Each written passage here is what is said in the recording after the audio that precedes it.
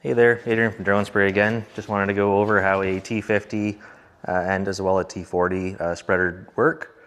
We'll go through the install and changing the plates. So some of the quick features on this thing: you have a 70 liter volume capacity on the tank. It's able to carry 50 kilograms, so that's 110 pounds. It's a very simple design. There's the hopper.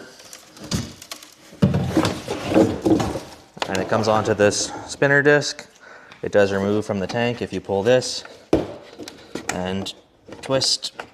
The whole mechanism actually does come off.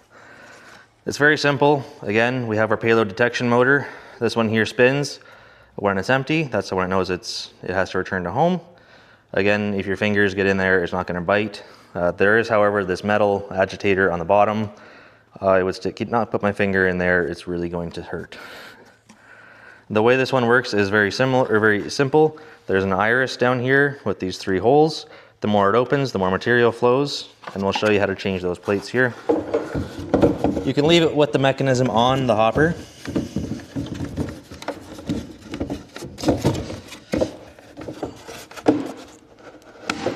Push it back until it locks. So all you simply do, you remove the cotter pin that sits here, and you remove this plate. It is a reverse thread. Try not to lose all these pieces, especially in the field.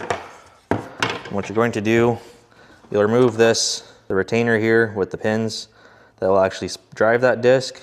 One thing that we have done, if they are tight from the factory against the flat side here that drives it, sometimes you'll want to loosen that off a little bit. It will not fall off in flight, but if these get corroded and tight, they are very, very difficult to remove.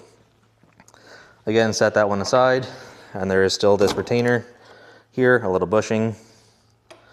And then lastly, what we have to do is remove this bell. There's 3 clips that hold it. There's 4 on a T40. Again, set that aside. When you're changing the discs, you also need a pair of snap ring pliers. It's not something a lot of people have in their trucks. Again, just remove this last little snap ring here, and try not to lose that one either.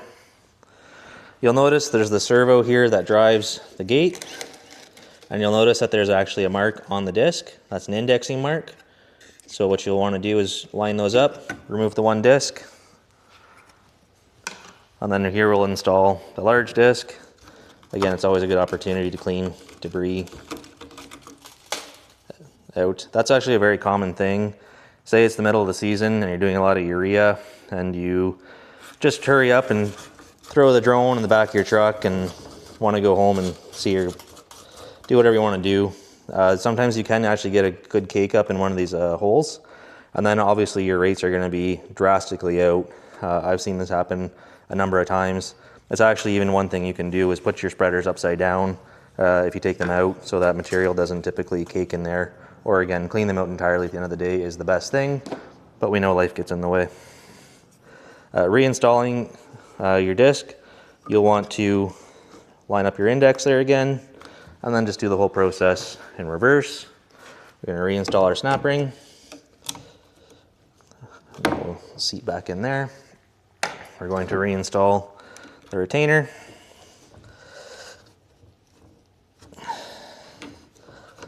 Again, it will all push into place with a little bit of tension. There's also this little rubber piece here, which commonly doesn't last overly long, but if you can keep it all together, it's great.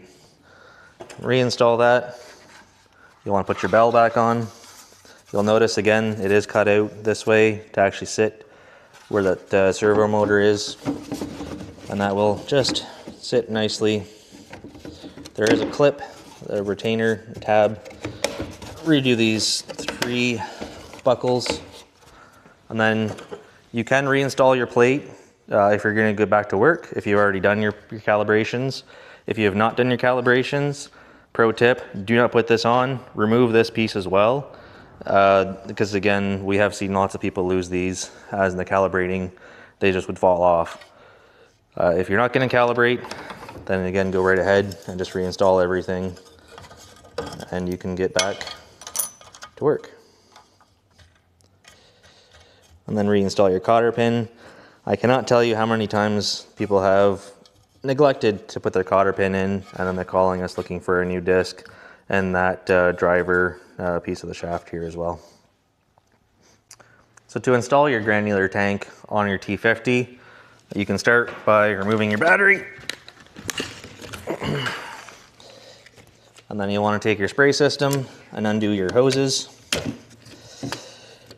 We prefer to undo them here.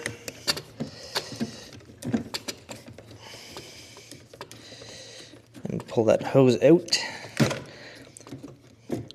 These little nuts here, you'll want to make sure that you keep in a safe place so they're easy to lose. You'll go and do the same thing on the other side here.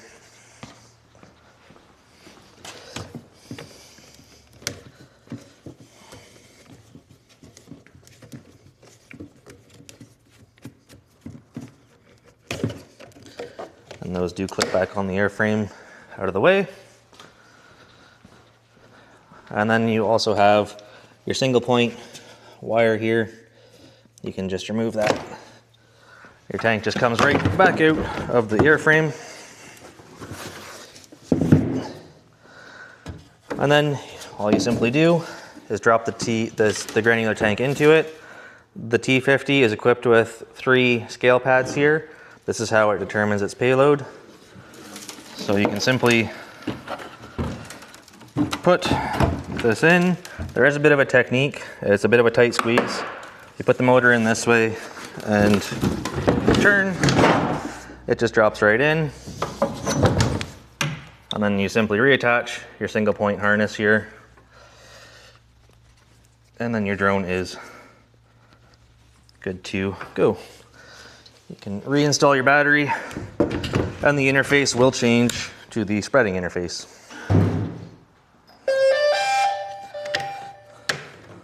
Just going to run through how to calibrate your T50 or T40 dry spreader. That's the same procedure for both.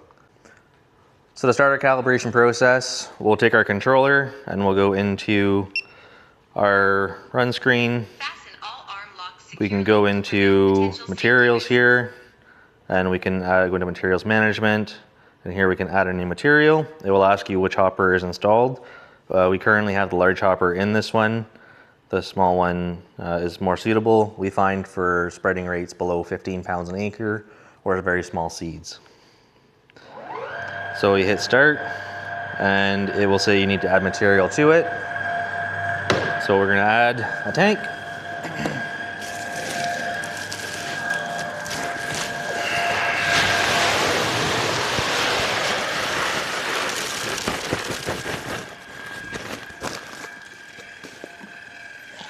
And then it's got 49 pounds in it. 49 pounds in it. And we can start. And then we'll start its flow test. It will gradually increase the opening of that hopper. It'll continue opening up that iris as it's weighing in real time. So typically it goes to the 3 settings. So here you'll notice actually that the drone ran out of payload and it says to add more to the tank.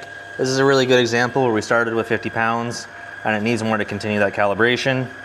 So we're going to take our bucket and we're going to put it back in the tank.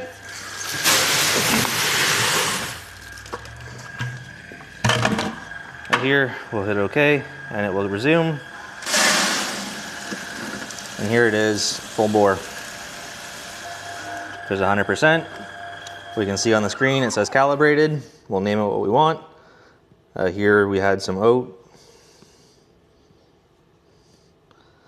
And we can save that for our use later on and get back to work.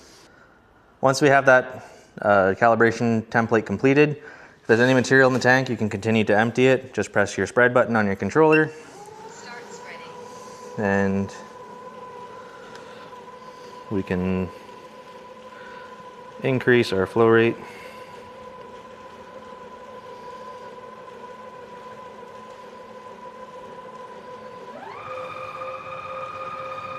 Bring that to 100%. Again, we can hold the payload detection motor if we really want to clean it out real good. Give it a few knocks. That'll help get most of the material out, and then it's done. We reinstall our plate, take it off our pails, and start getting some anchors behind us.